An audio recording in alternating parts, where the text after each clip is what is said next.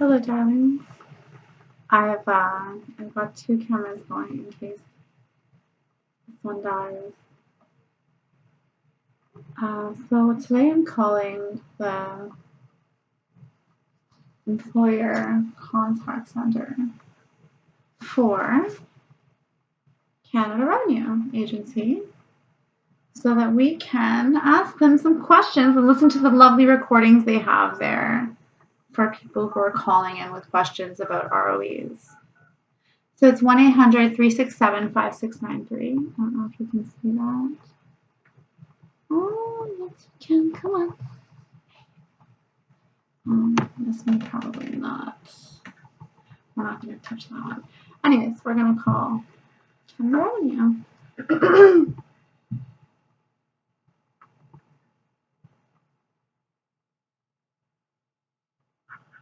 You've reached Service Canada's Employer Contact Center. Vous avez joint le centre de service aux employeurs de Service Canada. For service in English, press 1. Please protect yourself. Get the COVID-19 vaccine.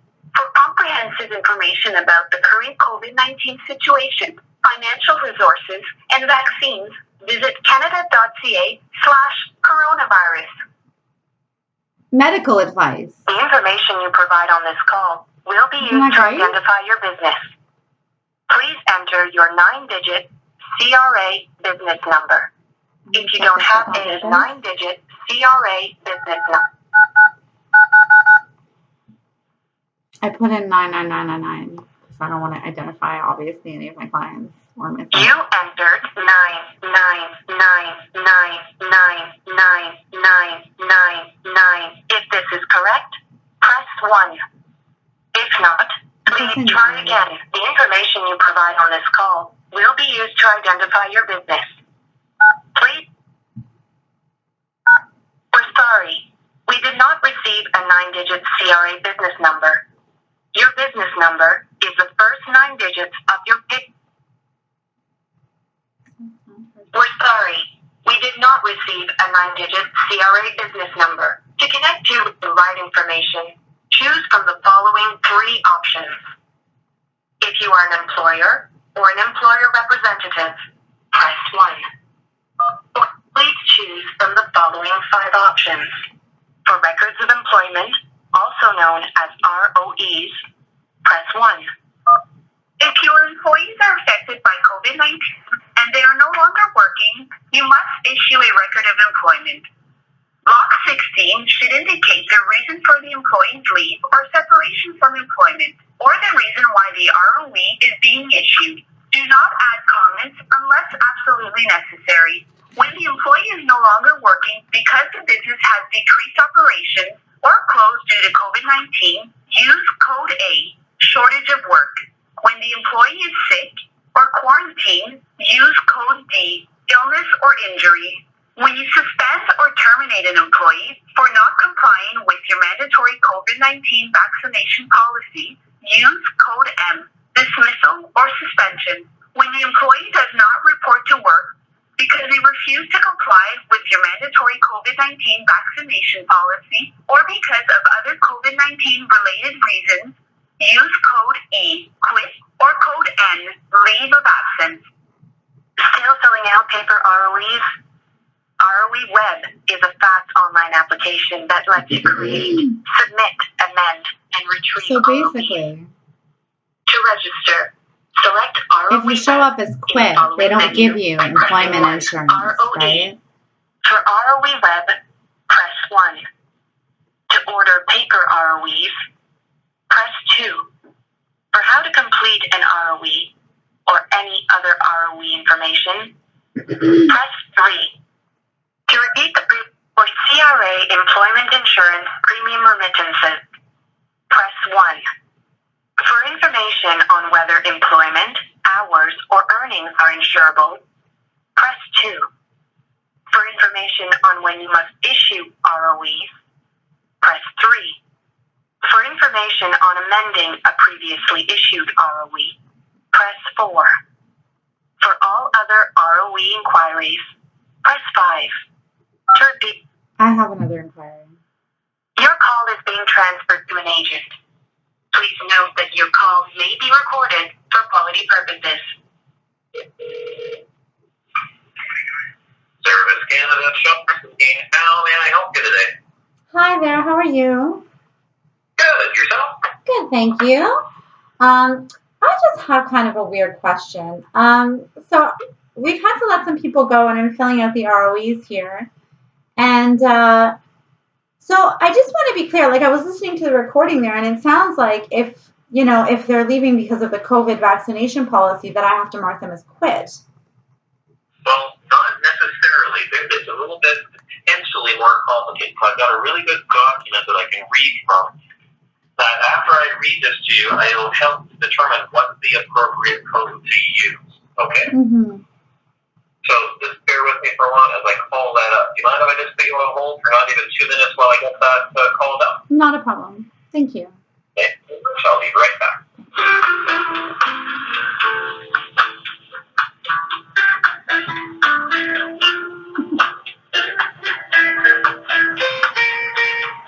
I'd like to see that document. Do you think you'll give it to me? If I get it, I'll put it on the website.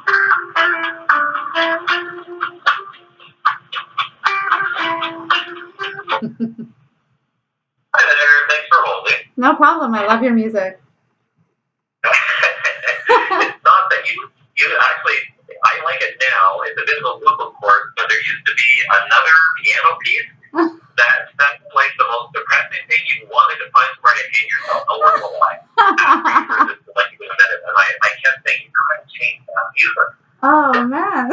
This was very, like, I did a little cha-cha-cha, maybe? I don't know. It's good. Well, that's good. I'm glad that you like it. I definitely prefer it, for sure. Nice. So I'm going to read off some information to you that will be very pertinent here. Stop at any point if you want me to repeat it or clarify. It's all involved in, okay? Okay. So when you're inquiring about this, where it has to do with vaccination policy. So some employers, including the Federal Public Service, have implemented mandatory COVID-19 vaccination policies. Employees who do not comply with their employees' policy could be suspended, dismissed, or placed on leave without pay from their employment. Now, this raises questions as to whether employees who refuse to comply with their employer's vaccinated policy could be eligible for employment insurance. Now, I can't tell you, I can give you some ideas here of what kind of thing. And you know what? Actually, as I'm reading this document, you're not so much concerned about whether they're entitled for EI or not. You're just concerned with the code. They don't have the right. I am actually concerned. About that as well. I am actually concerned about whether or not they get EI because, like, it's not their fault, right? Like, they should at least have a chance to. No, but keep this in mind. Okay, I'm sorry if I cut you off earlier, but it's good to know. What I would never want someone, because the employer, just like the employee, they have a legal obligation to protect the integrity of the EI fund. Okay? Yes. So the facts are the facts are the facts. So whether after hearing this, if you think they're going to get EI or not, doesn't matter because it's a legal document. You are going to fill it out to the best of your ability accurately. Of course. So that happens. And I'm not suggesting you wouldn't, but that's just basically a little spiel, so to speak, that I like to say. Absolutely. So now here's the thing. EI regular benefits are provide income support to individuals who lose their job through no fault of their own. Individuals are not eligible for EI regular benefits if they quit their job voluntarily without just cause. So let's say that led to someone saying, you know what, I don't agree with your policy, I'm quitting. If it can't be determined, either that they quit without just cause or are terminated, suspended, or placed on leave without pay for what's considered to be misconduct. So employers are responsible to provide their employees, this is key in your situation, with clear information and guidance about their vaccination policy. If the employer communicated clearly and employees are aware of the consequences, such as that they could be terminated, suspended, placed on leave without pay, if they do not comply, misconduct could, we can't of course necessarily give you definitive answers, but misconduct could be proven. And then if that was proven, the individual could then be found not eligible under the EI Act to receive EI regular benefits. Now, each EI application is assessed on a case-by-case basis, and employees not complying with their employer's mandatory vaccination policy would typically not be eligible to receive EI regular benefits unless there are extenuating circumstances, for example, a valid medical exemption. The Canada Employment Insurance Commission would determine if an individual is entitled to EI benefits based on the facts provided by the employer and the employee, and in all cases, inform employers that employees must submit an application for benefits in order to have their entitlement to benefits determined. Now, are there any questions about that? Yeah, could I ask a question? So, extenuating circumstances, including a medical exemption, is there anything else that would qualify as an extenuating circumstance? Not that I'm aware. That's just giving you an example of what it might be. But basically, what they're saying typically, you've communicated it clearly, they know the consequences, but if they don't, and then you end up having to dismiss them and so forth, typically they would not be found eligible to receive EI regular benefits. Okay. Well, I guess, you know what? I'll let you keep going. I can't remember what I was going to ask, but I'm sure it'll come back. Yeah, because that's the thing. As long as this has been communicated, then that's the case. Now, as to what code you're going to use, here's where what you're initially asking, either E for quit or N for leave of absence would be used if the employee refuses to report to work because they do not agree to comply with the employer's mandatory COVID-19 vaccination. So let's say you say, look, as of Monday, the 24th of January, if you're not vaccinated, whatever it may be, you won't be able to work. And they say, oh yeah? Well, before even that happens, they say, you know what, I'm refusing to work. So they're the one initiating the interrupt of earnings. If you don't approve that leave of absence, basically they're saying to you, I don't want to work until you don't make me take the vaccination. You can either say, yes, for now, we're going to let you be on a leave of absence. If that's what causes the 7 consecutive days or more without working wages, you would use the code N for November, which is leave of absence. But if they refuse to work, and you're like, hey, if you refuse to work, I'm sorry, we're taking that as you're quitting, you're abandoning your job, then it's E. Now, flip side is, I think, more what you were talking about. Use code M, as in Mike, which is applicable for either dismissal or suspension when the employer suspends or terminates an employee for not complying with the employer's mandatory COVID-19 vaccination policy. So it sounds like that's what you guys are doing. So it doesn't matter whether it's a suspension or a dismissal. No comments in block 18. You just put the code M as in Mike in block 60. Okay. And so I guess, the reason why I'm concerned, I don't want to, undermine the documents or anything like that, but the reason why I'm concerned is because to me, I think morally with my employees, I have an obligation to not, make them go starve to death because they don't want to get a needle. I understand I believe I'm required to have the policy. Am I required to do this, to have this policy? Is it a requirement? Sorry, that's not a question I can answer. You see, here, we're just here to help employers once the dust is settled. This is what has happened. You're now wanting to know, do I issue an ROE? And if I do, how do I fill out the ROE? We don't have any bearing. That would be more of a company policy and or employment standards policy for your province or territory. So the fact is, from what you've been telling me, you do have this policy. And I know it's difficult times. I've had this same dilemma myself. But I don't want to have the policy. I don't have any. You have conscience. Yeah. But you have to put aside your personal views. And like I was saying earlier, the legal document, there is a specific way that it has to be filled out. And people have to be responsible for their own actions. And if they, even though they're clearly aware of the policy, it's almost like the same idea as, I'll use a parallel. You go into a place of business. If that place of business wants you to wear a mask to go into that place of business, that's their choice. And if you don't want to comply, then you're not allowed to be there. I mean, there are bylaws regarding that as well, right? I mean, there are exceptions to that as well, right? Yeah, no, I hear you. Well, I'll tell you. And your company has this policy. And if your company has this policy, they're well aware of it. And they choose not to abide by it, regardless of whether that's going to cause a positive, an indifferent, or a negative impact on their ability to receive EI. If you choose to apply, it doesn't change how you're going to fill out the record in employment. The facts are the facts are the facts. That I definitely agree with you, and I just would maybe offer one comment, if I may.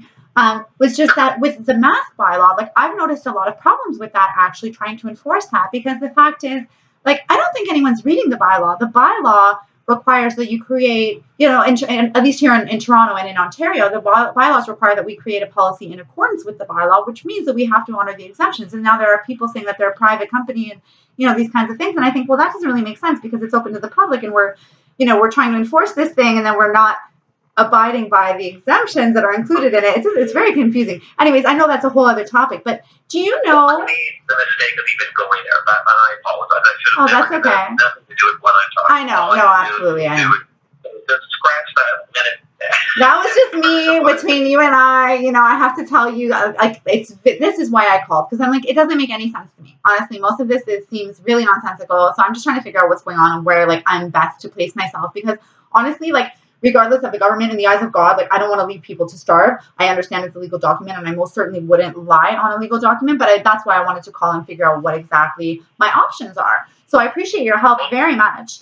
Yeah, because there really are no options, I guess is the way to put it. Because it's like you said at the beginning of the call, if the person is being suspended or dismissed, if that's what's happening because of this policy that we're made well aware of, you have no choice but to use the code M. You'll be doing them a disservice if you put a comment to block ET, because that makes sure that it now for sure has to annually be looked at. You only put a comment in very unique circumstances, and that's it. The hour week is filled out, and if the employee decides to apply for EI, that will be between them. And just so you know, this actually will maybe help you. The onus is on the employer, not the employee, when it's a dismissal. Like when the code M for dismissal or suspension is used, now it's the onus of the employer to have to prove to Service Canada or the EI fund that they basically constituted misconduct. If the person that would look into this doesn't determine that you have a case to prove misconduct, then that could result in those hours being used if they do decide to apply for EI. Whereas if the person quits, now the onus is on the person that quit to prove that they had no other choice but to quit. So in this case, they're not getting any interruption ratings. You are, therefore, if a person does apply for EI, the onus would be on the employer to prove that this basically, and that will be determined just by the agent if the finance doing their research and contacting the employer to find out more details and reply. Okay. Thank you again. And can I ask just a couple more small questions? I was wondering, that document that you said you're reading from, it sounds so informative. Is that something that you're sharing with us employers or no? If you look on the How to Complete the Record of Employment Guide, anything like this, like for example, let me see if they do have a little blurb there that's in addition to what's there, because that's the best place to always look. When you as an employer, that's what, that's your responsibility here. When it comes to any aspect of filling in the record of employment, so here, let me just call it on our website. I am actually curious to see if there is anything that they can put as a little extra. I feel like I have seen something. I just haven't, I like to just call. I want to know, the deal. Oh, for sure. It's a lot. It's very serious, so, yeah. To an employee or whoever that, look, this is, like, it's right here on black and white kind of thing. Yeah. So let me just go to the How to Complete the Record of Employment and see what we have here on chapter 2, where it gives the block by block instructions. Okay, so block 16. And so it gives the different codes, and then for the code M, I'm just going to see if there's another section. Mind if I just put you on hold for another 2-3 minutes to see if that anything to that effect is on the website? Yeah, no problem. I have one other question maybe I could throw in before you go, just in case. Go ahead. I was wondering if you know who I would contact to find out if I'm required to have the mandatory vaccination policy for sure. That's what I'd like to know, because I'd like to take it out. I don't like this. It makes me feel good. Oh, no, and this is the thing. It's really a combination and/or of what your company's policies are and the province or territory employment standards. So whatever that number is, I don't have access to that. for either province or territory, you would call employment standards or look at their website to figure out, whether or not you have to have this policy. Okay, so it's Ontario Employment Standards. But if you do have this policy in place, and you have had it in place for some time, I don't know how that would then, you're all of a sudden deciding whether you're in a position.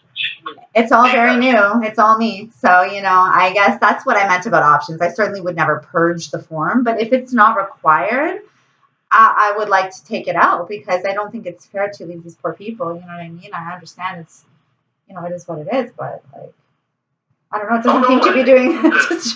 Doesn't quite seem to be.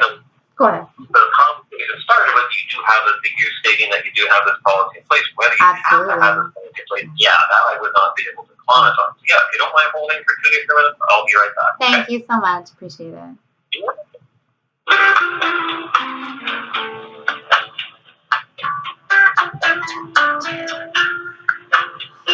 I'm gonna ruin the camera.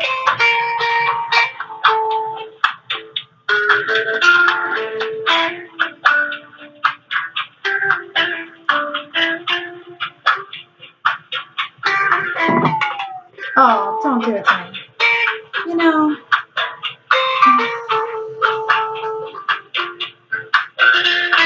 Imagine it dies. Even if it dies, I think we have a pretty good idea of what's going on here. So, well, first of all, our government is evil. Okay. And maybe our next call will be to Ontario Employment Standards. We can find out if we're required to have a mandatory vaccination policy. Especially considering that England's getting rid of all restrictions right now. Like, why are people losing their livelihoods here in Canada? Are we not part of the Commonwealth nonsense queen shit stuff?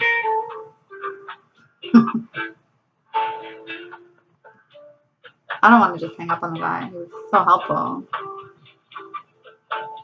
But thank you for joining me. I'm just trying to get more information about him. So if I get the information, I will share it with the audience of this magical video. You can always contact me, friendlyneighborhoodallies@gmail.com, friendlyneighborhoodallies.ca. Neighborhood is spelled the Canadian way, MEIGHBOURHOOD. Allies, like the ones who defeated the Nazis, apparently. Although everything's starting to be suspicious. And I'm gonna outro on the cha cha cha here. Have a magical weekend.